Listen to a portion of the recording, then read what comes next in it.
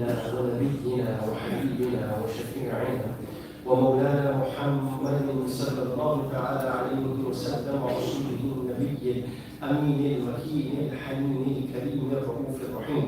أما بعد فأعوذ بالله من الشيطان الرجيم. بسم الله الرحمن الرحيم. والله تعالى في شأن حبيبه إن الله وملائكته يصلون على النبي يا أيها الذين آمنوا صلوا عليه وسلموا تسليما. اللهم صل وسلم على سيدنا محمد وعلى آل سيدنا محمد كما تحب وترضى بأن تصلي عليه. بسم الله الرحمن الرحيم. ونزلنا عليك القرآن تبيانا لكل شيء وهدى ورحمة وبشرى للمسلمين. إن الله يأمر بالعدل والإحسان وإيتاء ذي القربى وينهى عن الفحشاء والمنكر والبغي يعظكم لعلكم تذكرون. صدق الله العظيم وبلغنا رسوله النبي الكريم ونحن على ذلك من الشاهدين والشاكرين والحمد لله رب العالمين. Most respected ulama, my respected elders and sisters in Islam, Assalamu alaikum wa rahmatullahi ta'ala wa barakatuh. Alhamdulillah, the grace of Almighty Allah subhanahu wa ta'ala, and my benediction to the Prophet Muhammad Rasulullah sallallahu alayhi wa sallam. We are here on the third Jum'ah of the best month of Ramadan Mubarak. May Allah subhanahu wa ta'ala make the last 2 weeks of Ramadan Mubarak, particularly the last 10 days, and the important nights of those 10 days, supremely spiritual and beneficial for all of us. May Allah accept our siyam and our qiyam and overlook all our shortcomings, inshallah, and may we always be blessed with having observed the night of Qadr amongst the important nights of the last 10 nights, inshallah. 2 weeks ago, we had commenced with our theme for this month of Ramadan Mubarak, which was on Al-Qur'an. And the first week was dedicated to the transcendental Qur'an, in terms of this being the verbatim kalam of Allah subhanahu wa ta'ala, which is beyond sound, form, it's eternal, it's uncreated kalam of Allah subhanahu wa ta'ala, which is undefinable Qur'an. And last week we spoke about historical Qur'an in terms of how the Holy Qur'an was compiled in the era commencing from Sayyidina Abu Bakr as-Siddiq and it reached its completion in terms of the collation and the preservation, right, and bringing or standardization of the text of the Holy Qur'an in the era of Sayyidina Uthman al-Ghani. We also mentioned some of the challenges that were faced by the Sahaba Ikram and so on in terms of the degree of scrutiny that every ayah of the Holy Qur'an underwent before it was finally passed by Sayyidina Zayn bin Thabit and so on. And some of the most prolific scholars of the Holy Quran were Sayyidina Abdullah ibn Mas'ud and Ali ibn Murtada and the Khulafa Rashidun and Muhammad ibn Ka'ab. And these were the people that had been tasked in one form or the other to teach the Holy Quran. And Zayn bin Thabit in particular was made responsible for the preservation and collation of the Quran, the Quranic codex that we have today in the form of what we have today. The Mus'haf is the one that was standardized by Sayyidina Uthman al-Ghani. Now we come to the third aspect of this very, very intriguing topic. Let me tell you something. It's not a topic, it's that each one is a subject on its own. And today we come to what I refer to as the Technical Qur'an, or what we will refer to as Ulumul Qur'an, which is a science on its own. If you just think that the historical preservation and collation of the Quran was interesting, right? The Ulumul Qur'an are mind-boggling. And I mentioned at my introduction in the first week, I think it was, that Imam al-Ghazali, Hujjatul Islam al-Ghazali, reported that the opinion of some scholars that the Holy Quran contains plus minus 77,000 sciences. Plus minus, in fact, some of the scholars said that it's even more than that. Right? 77,000 sciences. And he says each of those 77,000 sciences must be multiplied by 4. Since every word of the Quran has a zahir and a batin. The Quran, every word of the Quran has an outer meaning and it has an inward meaning. It has an aspect, a had, and it has a perspective, a matla. So he says every science of the Holy Quran has to be multiplied by 4 in order for you to even come to scratch the surface of the sciences of the Holy Qur'an. Right? And the Holy Prophet Muhammad Rasulullah sallallahu alayhi wa sallam, who is what we would call the Qur'an embodied, or the Qur'an personified, is the carrier of all of the outward, inward, and every type of secret that can possibly be found in all of the universe. The Holy Prophet sallallahu alayhi wa sallam has preserved in the command of Allah subhanahu wa ta'ala. Allah has had it preserved in the blessed qalb of Muhammad Rasulullah sallallahu alayhi wa sallam. So the Holy Prophet sallallahu alayhi wa sallam, in terms of that, is what we would call the Holy Qur'an personified. And this is also the opinion of Umm al-Mu'mineen Aisha as-Siddiqa radiyallahu ta'ala anha. But when it comes to the ulum al-Qur'an, 77,000 sciences multiplied by 4? What is this? Quran tells you this. قُلْ لَوْ كَانَ الْبَحْرُ مِدَادًا لِكَلِمَاتِ رَبِّي. If you were to turn the ocean into ink, right? And you were to try to write the words of Allah subhanahu wa ta'ala, the oceans will dry up, but the kalimat of Allah subhanahu wa ta'ala will never come to an end.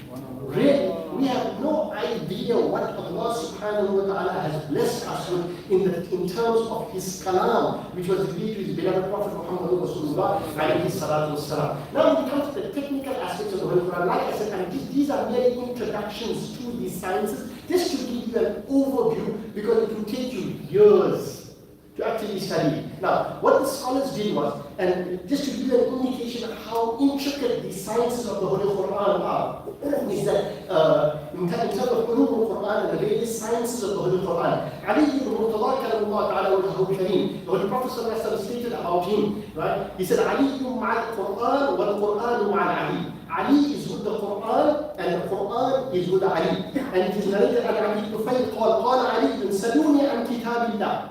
Ask me about the book of Allah. Ask me, the ulum of Quran, he is to be regarded, right, in my opinion, as one of the forefathers of ulum al-Quran, or the sciences of the Holy Quran, Ali ibn Murtada. So he says, Saluni an kitabillah, ask me about the book of Allah. فَإِنَّهُ لَيْسَ مِنْ آيَةٍ, because it is not a single ayah, إِلَّا وَقَدْ عَرَفْتُ بِلَيْلٍ نَزْلَتْ أَمْ بِنَهَارٍ. There isn't a single ayah of the Holy Quran that has been revealed that I have knowledge of whether it was revealed at night or whether it was revealed during the day.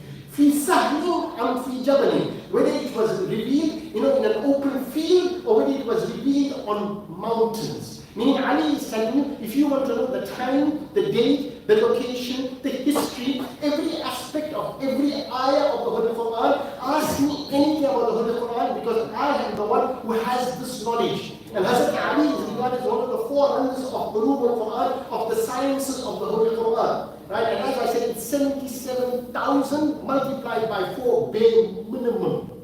Right? Obviously, we can't even come to that level. In fact, I'll just quote you another narration of Sayyidina Ali kalamullah ta'ala wajhahu kareem, right? And he said, جميع العلم في القرآن لكن تقاصر عنه أفهام الرجال. He said, all of knowledge is to be found in the Holy Quran. But the minds of human beings are too limited for them to even understand. Men's minds are too limited for them to even grasp all of the meanings and all of the sciences that are, I don't use the word knowledge, but I just use the word sciences of the Holy Quran.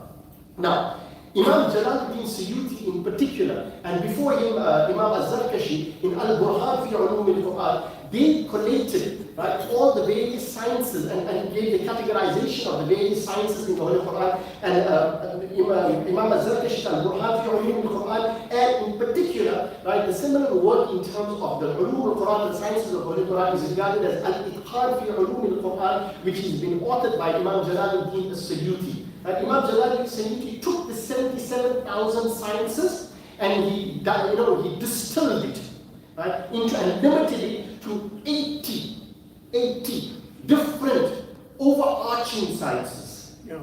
80. Some of the scholars even went higher than that. Technical Qur'an we'll talk about. Some scholars even went higher than that, but because he is the expert in this topic here, and Al-Itqan fi Ulum al-Quran is a fascinating book. If you just want to know, people used to read all these, these heavy books, about the Bible code and this one here. People used to read the secret. Baba, read Al-Itqan fi Ulum al-Quran. I think you'll collapse, literally. Right? So Al-Itqan fi Ulum al-Quran, Imam Jalaluddin Sayyidi distilled all of these 77,000 times 4 sciences into plus minus 80, right? Main disciplines, so to speak. And then thereafter, after him, right? What's the scholar's name? I can't remember the scholar's name right now, but he brought it down. And what he did was, Al-Burqini, what he did was he took the 80 sciences and he brought them under 6 subheadings to make it easier for us. From 80 sciences to 6 subheadings. And these 6 subheadings fulfill the entire branches of sciences that Imam Jalaluddin Sayyidi spoke about. The classification of these into 6 categories is what is known as the taxonomy, classification of the sciences of the Holy Quran. Al-Burqini put it into just 6 categories. So you can imagine now, it's all distilled and distilled and distilled. And this comes from the forefather amongst the Sahaba Kiram regarding Ulum al-Quran, because Ali said, and I'll mention and discuss it in detail possibly tomorrow and next week inshallah, he says the entire Quran can be subsumed into Surah Al-Fatiha. And the entire Surah Al-Fatiha can be distilled and subsumed into Bismillah ar-Rahman ar-Rahim. And the entire Bismillah ar-Rahman ar-Rahim can be distilled into the birth of Bismillah. And then he said, I am the nuqta beneath the birth of Bismillah. Now, I just give you one meaning just to tickle your brain a little bit there. You see a map. You know one of these books, you see the map student? You see a dot. And that dot, next to it is written Durban. Right? Imagine now if you were to magnify that dot and go and open it. All of us, and read your Google Maps, you keep on just zooming in or zooming out. Right? The Durban dot becomes a road, it becomes an area, it becomes a city, it becomes this one here, and you see the rest of Durban thereafter. So Ali said, all of those ulum of the Holy Quran are found in the nuqta of the verb, beneath the verb, Bismillah, and I am that nuqta. I am that dot, the ulum al-Quran, right? So Imam Burqini, in his taxonomy, he brought it down into 6 sciences fundamentally. And these 6 sciences, and I'm just going to give it to you and open it up for you, inshallah. He says the first one is the places and occasions and circumstances of revelation, asbab al-nuzul. This science is critical, and Ali spoke about it. He said, I will tell you when it was revealed, what time it was revealed, whether it was revealed on a mountain, whether it was revealed. So they speak about that. He says, you see the Meccan revelations. Remember, most of the surah of the Holy Quran, most of the surahs of the Holy Quran, almost 80 or more are surahs that were revealed in Makkah. Now this is where, last week I spoke about some of the scholars were upset that they were not, made part and parcel of the preservation and preparation of the Holy Quran, particularly Abdullah ibn Mas'ud, is because these people were from Makkah. They say the vast majority of the Quran was revealed in Makkah, and the experts who were there, like Ali ibn Murtada, who were there, who know every word and every verse of the Holy Quran, right, were not included directly in the preservation. So they said, okay, in terms of, we are the most senior in terms of this. So you speak about the Meccan revelation. Over 80, some say some scholars say 85, and some of them are mixed, some of them were revealed in Medina and Makkah and so on. So you have the Meccan revelation, then you have the Medina revelation. Then you have those ayats of the Holy Quran that were revealed to the Prophet of Allah during travel. Then you have the ayats that were revealed at night. Then you have ayats that were revealed in the city. Then you had ayahs that were revealed, like Ali said, on the mountains. Then you had ayahs that were revealed on open fields. Then you had ayahs that were revealed during the day, during the night, during summer. Ayahs revealed in winter. Ayahs that were revealed in the bed of the Holy Prophet ﷺ, or while he was asleep. Ayahs used to be revealed to the Holy Prophet ﷺ when he was fast asleep, right? And the occasions and the causes of revelation. The Quran is a dynamic book. Although it is kalam kalim of Allah subhanahu wa ta'ala, it is a dynamic book. It addresses the people, right? It deliberates with them, right? It's active in terms of its approach to the reveal. So the occasion and causes of revelation, the first revealed verse of the Holy Quran, the last revealed verse of the Holy Quran, all of these are critical to the sciences. Then if you look at the Meccan revelations itself, you will understand there's a different beauty to the revelations in Makkah in particular, because the Makkah revelations were different, because it was dealing with the kuffar of Makkah, right? And the kuffar of Makkah were an arrogant people who were hell bent on shirk. So So the ayats of the Holy Quran, which are revealed in Makkah, are abstract, they're very theological, they prove the existence of Allah subhanahu wa ta'ala. They taught the arguments of the kuffar in terms of life after death, or the fact that these people are engaging in shirk and they worship more than one Allah subhanahu wa ta'ala, and so on and so on and so on. Right? And it is more spiritually intensive than the ayats that were revealed in Medina. The ayats that were revealed in Medina were about the establishment of the Islamic State. It had to do with laws, it had to do with legislation, it had to do with the constitution, it had to do with foreign affairs, it had to do with issues of war, it had to do with diplomacy. All of those things which would require for the correct and the very efficient functioning of an administration and a state and the management of affairs of people, politics, social interactions, right, issues of finance, economics, etc., etc. Right? Well, that would constitute the running of a country, or for that matter, a global empire like Islam was, and should be, inshallah. Right? In Medina, those were revealed there. Makkah ayats are different. Therefore, you will see the sciences. You will see that most of the sajda of sujood of tilawah, right? Not the sajda that we do in our tarawih, most of them are Meccan. Why? Because it will make those people who are arrogant to tell them, bow down. Humble yourself. Don't be arrogant.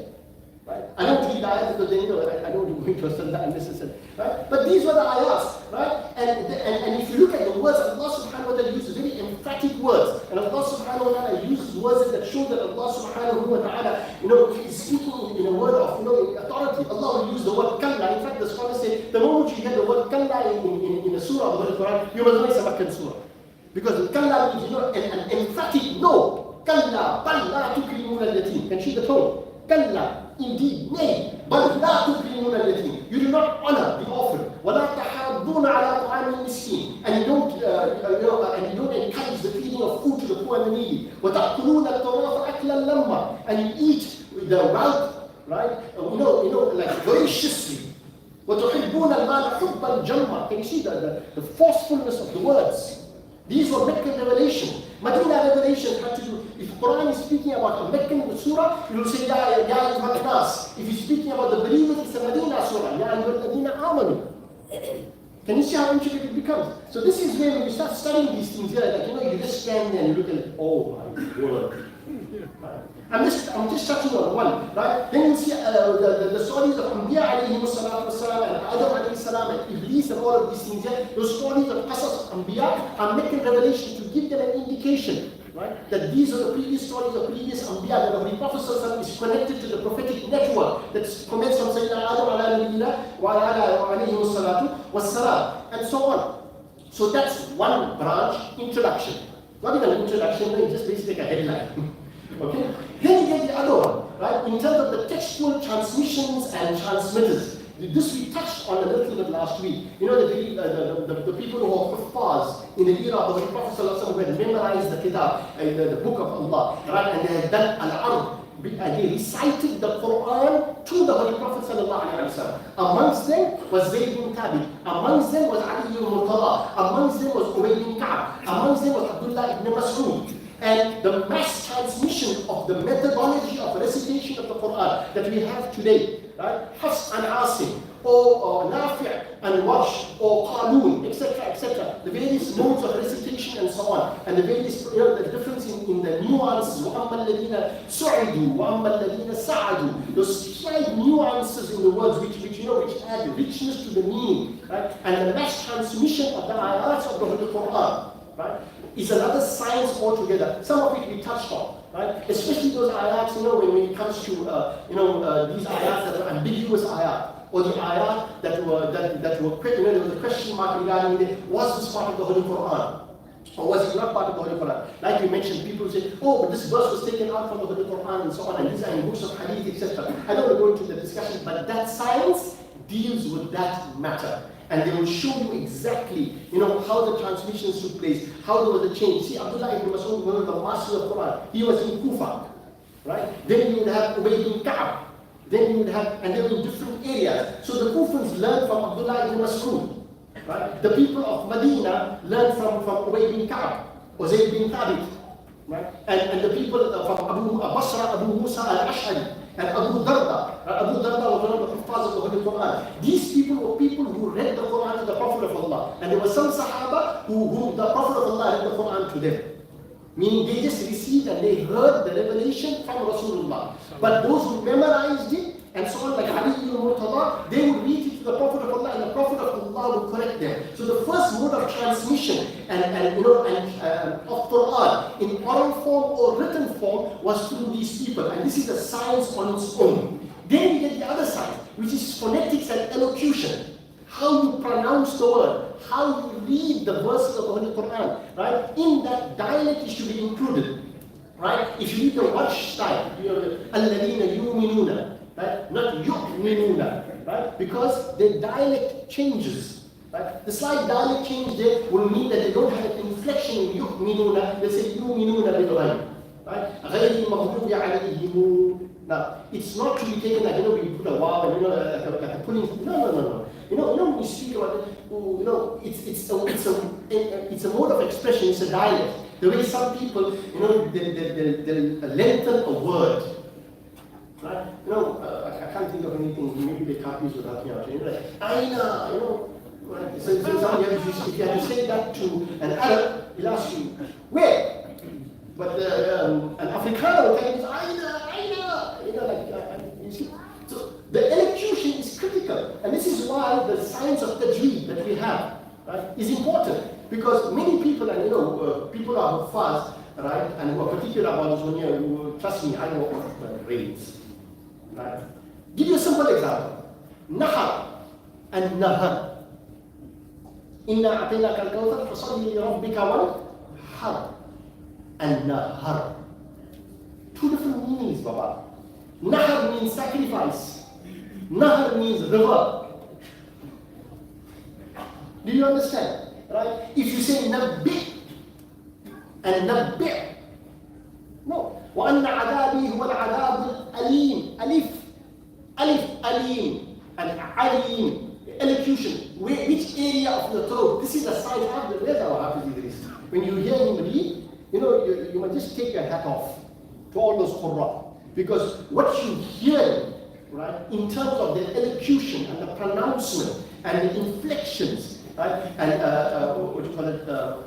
declensions, right, and so on. There's so many terms for it, right? It's so critical that it enhances it, and if you don't read it correctly, it changes the meanings of the words completely. وَأَنَّ عَذَابِي هُوَ الْعَذَابُ الْأَلِيمُ.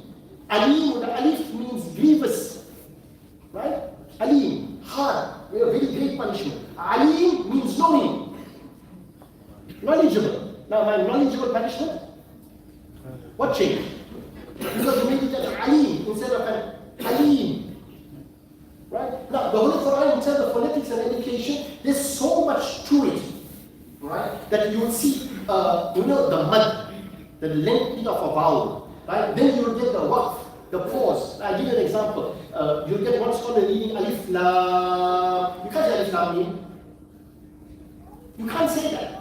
Alif Lam Mim. Watch.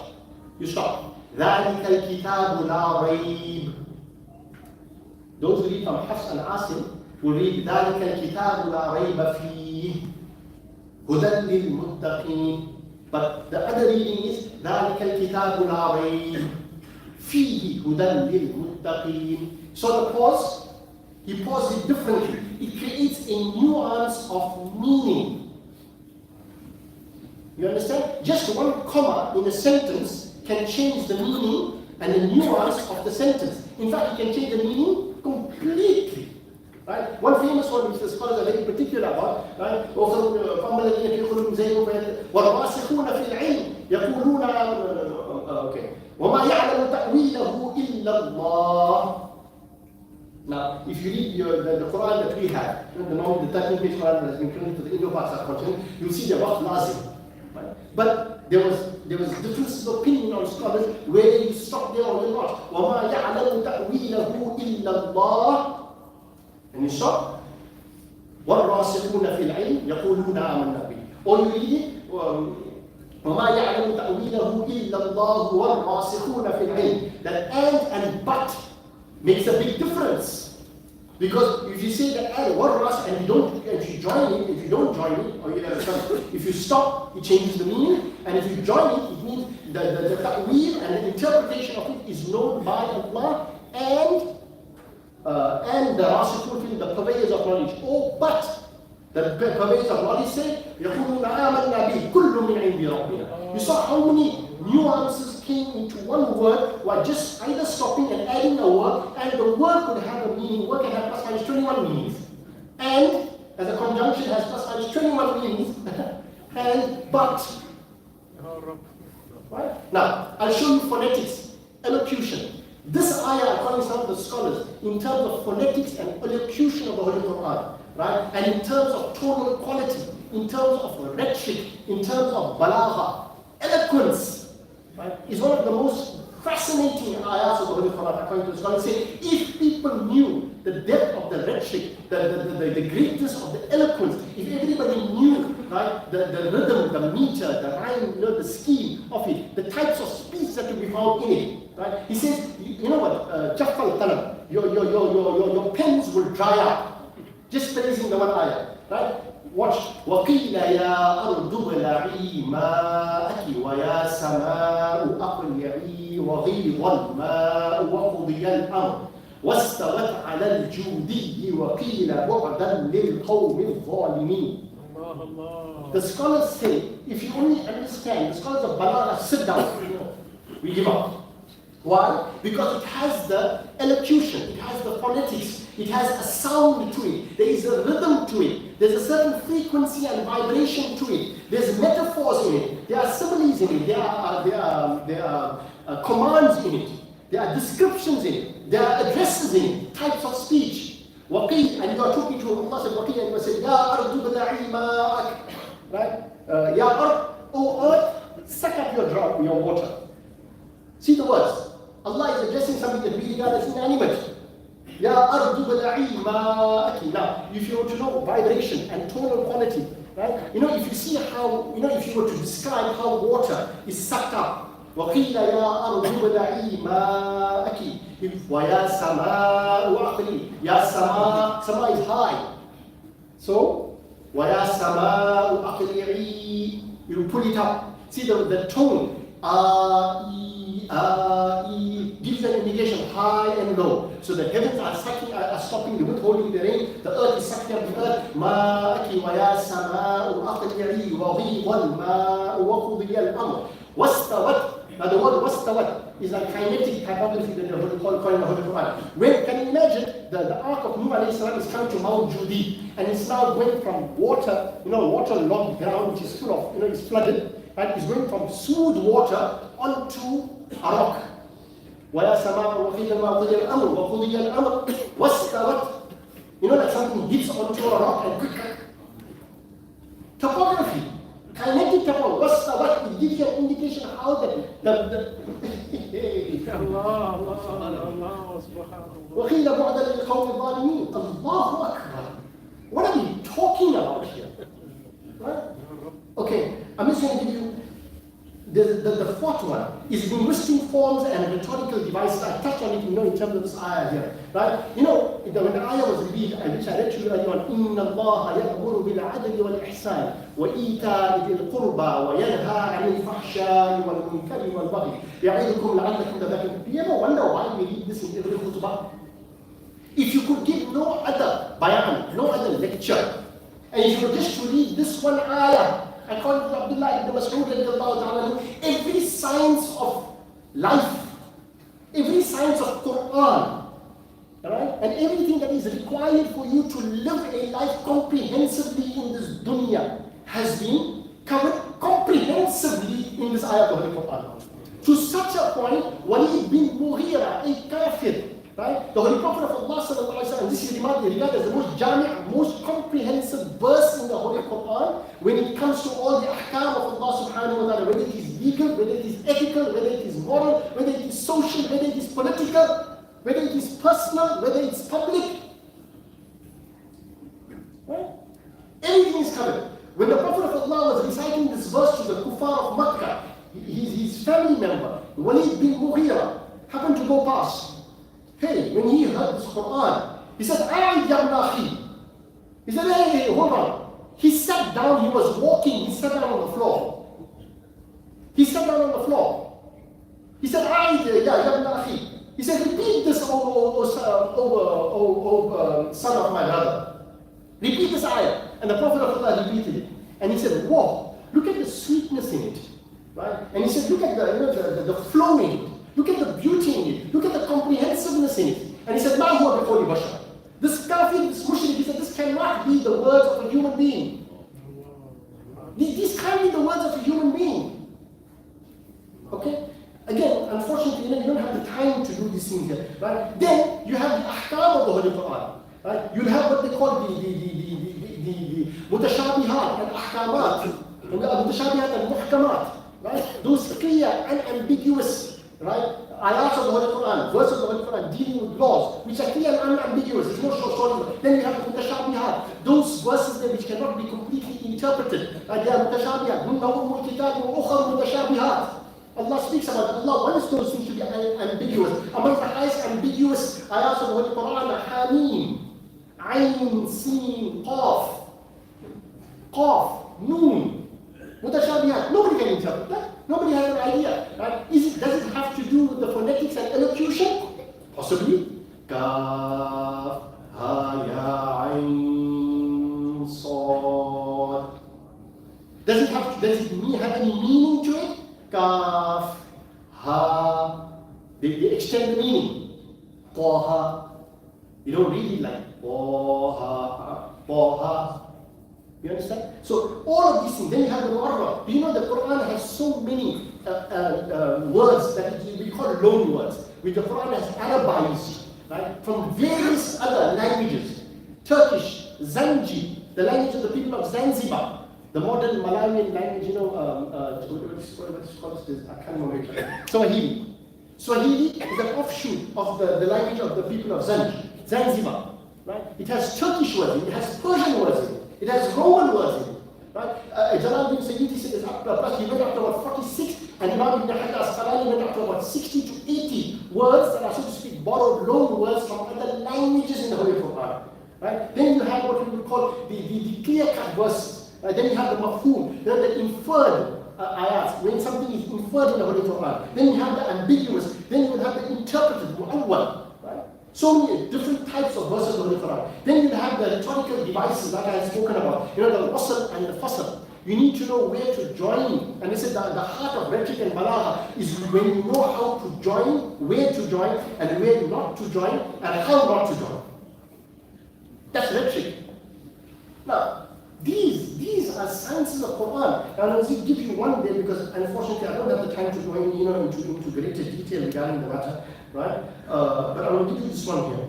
And then there's a scientific dimension, a mathematical dimension, which is it's a newer science that has come about. But the scholars of yesteryear also knew this, right? And they discussed it. When they had the zahir and the batin, there's a hidden and outward meaning and there's a hidden meaning as well. I'll give you one example of that. Alhamdulillah. The word alhamd, read up on it. They will tell you that one of the linguistic miracles of the Holy Quran is alhamd. The word alhamd in Surah Al-Fatiha is a linguistic miracle. You could have said inna alhamda, ahmadu, I praise, but it was said alhamdu. Why the word alhamdu was used as opposed to inna alhamda or ahmadu or whatever it is? Linguistic miracle alhamdu. But let's take alhamdu. Alhamdu, alif, lam, ha, mim, dal. Hamd, 5 letters in the word alhamdu. Khadamuddin Chishti Hassan Sanjay Ajmeri in his kitab speaks about this. Alhamdu, alif, lam, ha, mim, dal. So what's the hidden meaning there? Lillahi, lam, lam, he. 3. Rabb, Rabb. So the first letter has 5. Right? How many salah in a day? 5. What is salah except praising Allah? Extolling Him, glorifying Him. All of praising, extolling His majesty is all in hamd. And it's compulsory upon us 5 times a day. How many of them are loud? Jahar. 3. Lillahi, lam, lam, ha. How many are silent? Rabb. 2. Right. 2 are silent. Al-Alameen, 7. How many times? 5 namazes, 3 silent, 3 loud, 2 silent, 7 days a week. Allah. Wait. Alhamdulillah Rabbil Alameen, put them together. 24 letters. So 5 salahs in 3 loud, 2 silent, right? 24 hours a day, 7 days a week. Go check it out. Sheikh Abdul Qadir al-Jilani, I'm showing that this is not a new science that came about. Right? He speaks about the night of Qadr, and he breaks down the words of Inna anzalnahu fi laylatil Qadr, and wama adraka ma laylatul Qadr, and he tells you how it has multiples of 27, and he goes on in terms of the mathematical numericals of the Holy Quran, which now have become very, very vogue and very, very interesting as well. But I will come to one ayah, and this is a fascinating ayah for me, one of my own personal discoveries. Right? Some of the scholars say, if you want to know the height of rhetoric, linguistic mastery, right? This ayah covers 11 different types and different forms of speech. And that ayah is, Ya ayyuhan namlu udkhulu masakinakum. It's in Surah Al-Naml. It has to do with the ant. Now I'm bringing so many of the sciences, all 6 sciences, into one ayat. And it's a quotation, not from a human, it's a quotation where God is quoting the ant. But the Quran, which is Allah's kalam, is using a quotation of an ant, the words of an ant, to show you its miraculous nature in terms of linguistics, in terms of rhetoric, in terms of occasion of revelation, in terms of phonetics, in terms of elocution, in terms of hermeneutics, right? In terms of balagha, in terms of eloquence. Right? It says, Ya ayyuhan namlu udkhulu masakinakum la yahtimannakum Sulaiman wa junuduhu wa hum la yash'urun. And the ayah starts off, qalat namla. The female queen ant said. Quran made it apparent to you that there's a matriarchy in the ants. So it says, qalat. The female ant, the queen ant said, Ya ayyuhan namlu udkhulu masakinakum la yahtimannakum Sulaiman wa junuduhum la yash'urun. It is stated, they said, Alaya jara fi hadhihi al-lafza ahada ashara jinsan min al-kalam. Nadat, wa kannat, wa nabbahat, wa sammat, wa amarat, wa qassat, wa hadrat, wa qassat, wa ammat, wa insharat, wa qatarat. Right? He says 11 types of speech are mentioned in one sentence of the Holy Quran. 11 different types and modes of speech. And he said, Ya, Fanida, Ya. One kinaya, to address somebody is Ya. One kinaya is to refer to somebody. What tambih, when you want to warn and you want to admonish, right? Ha, and ha, right? Ayyuhan nam, the proper noun is an-namal, the ants. Udkhulu is a command. Masakinakum wal qasr is the object where to go to. لا يحتمنكم سليمان وجنوب والتحذير لا يحتمنكم والتخصيص سليمان to refer to somebody particular Sulaiman. وجنوده is a general statement. They are in general, it's not one person. وهم لا يشعرون والعذر, and he even given an excuse for Sulaiman عليه السلام لا يشعرون. Right? He says, and in it are 4 rights. حقوق الله وحق رسوله وحقها وحق رعايتها وحق جنود سليمان. In this are also 5 legal requirements. The duties required by Allah, the duties towards the Rasul, her personal duty and her personal right as a queen, and the rights and the duties of the army, as well as the rights and the duties of Sulaiman alayhi salatu wasalam, and the people, and her own colony. Imagine legal aspects, rhetorical aspects, linguistic aspects. Now this is where I got blown away. I said, there must be something more to this. Imam Jalal bin Suyuti and the scholars 500-600 years ago said there's 11 different forms of speech in this one ayah. And it's a quotation of by Allah of an ant. Okay. But they took out the word qalat namla. I said, but why did they take out the word qalat namla? Why did they take out qalat namla? No. There's a mind-blowing thing going on. I went and started studying. I said, why did Allah speak about this ayah? The scholars saying it's one of the most comprehensive ayats in terms of rhetoric and linguistic, mastery and so on. Right? My ecologists have mapped out 12 different categories of how ants communicate. Wait. قالت نملة يا أيها ادخلوا مساكنكم لا يحتمنكم سليمان وجنوده. Sorry, I went off, right? Take one off, I'm getting confused my fingers here. This 12 words, قالت نملة يا أيها النمل ادخلوا مساكنكم لا يحتمنكم سليمان وجنوده وهم لا يشعرون. 12 letters in the ayah. And the scientists today have figured out that ants use 12 different forms of communication. So in the one ayah, which quotes a queen ant, Allah subhanahu wa ta'ala already inferred to you the inward meaning here, that there is a scientific reality hidden inside here, that there are 12 fundamental methods of communication of ants. And the scholars say it not only showed the miracle of science and Allah's science, but it's a miracle of the ayahs of the Holy Quran as well. Because Quran started qalat namla, it didn't include that. Allah wanted to show you there's a science inside here, that there's a female ant that nobody would know. And this is just to conclude, because I'd love to conclude with this one here. Let me show you how they communicate, right? They alert, they warn, they entice, they groom. They do something which is called prophylaxis, exchange of liquid. That's how they communicate. Exchange of solid food, peer pressure, recognition, influencing of hierarchies, caste, controlling rivals, marking territories, sexual communications through pheromones, etc., etc., etc. These are some of the forms of communication. So obviously the ant didn't speak in Arabic language. Please. Okay, get that one first. Sulaiman alayhi salam understands the language. We taught Sulaiman the language and the means of the methods of communication of the birds and so on.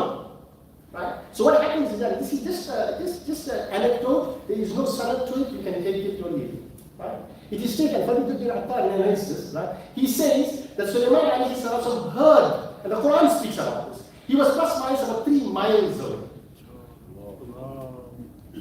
Right? And he heard what the queen ant had to say. فَتَبَسَّمَ ضَاحِكًا مِنْ قَوْلِهَا. And then he smiled broadly and he chuckled.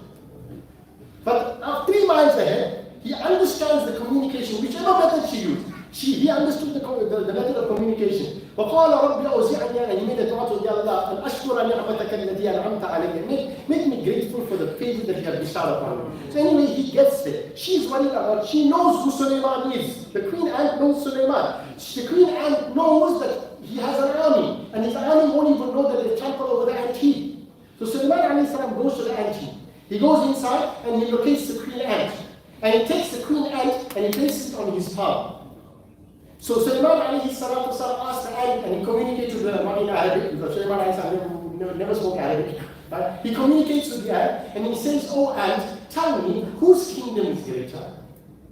Remember, Sulaiman alayhi salam has been given the greatest kingdom, never to be given to anybody after this. So he asked the ant who's on his palm of his hand, he said, "Oh ant, tell me, whose kingdom is greater, mine or yours?" Remember, ants are, in the millions, right? Whose kingdom is greater, mine or yours? So the ant responds to him, the queen ant responds to him. He says, "Oh Sulaiman, I don't know whose kingdom is greater and bigger, mine or yours. But what I can say right now, my throne is the palm of Sulaiman." So understand the value of my position by virtue of the throne that I'm sitting on right now. So right now, my throne is the palm of Sulaiman. So if I have Sulaiman in my words, Sulaiman in the palm of my hands, all of his kingdom belong to me currently. This is the i'jaz of Qur'an. This is the i'jaz of Qur'an. Look, it's a good Friday. If I have 10 minutes extra, don't crucify me. Allahu Akbar.